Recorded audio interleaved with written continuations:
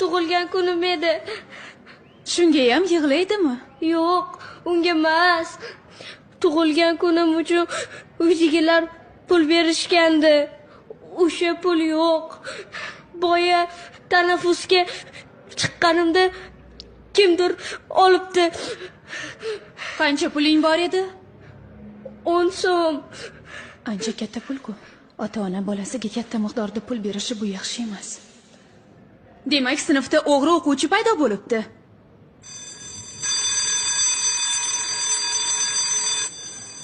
Hech kim sinfdan chiqib ketmaydi. Men o'zim sumkalaringni bittama-bitta tekshirib chiqaman. Qani, Farangiz, ko'rsatchi sumkangni.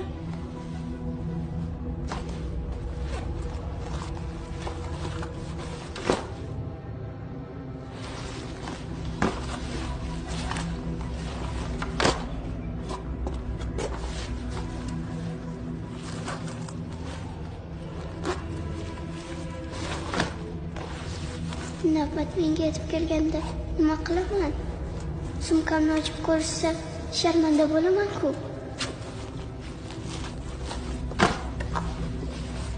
Mutabar, sumkangni ochib ko'rsatchi. Yo'q, ochmayman. Mutabar, ber sumkangni. Yo'q.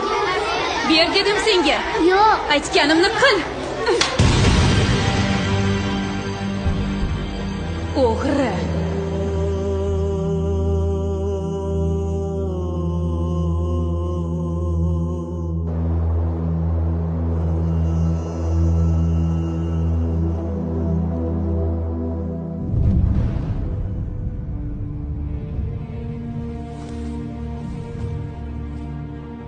Qani Mo'tabar, sumkangni ber menga.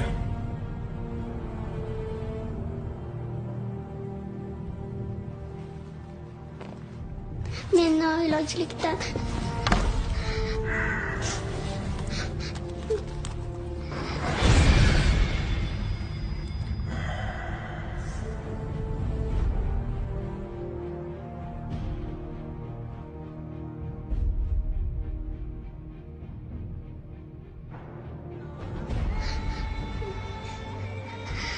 men sumkamni sinfdoshlarim oldida ochib ko'rsatishni xohlamadim.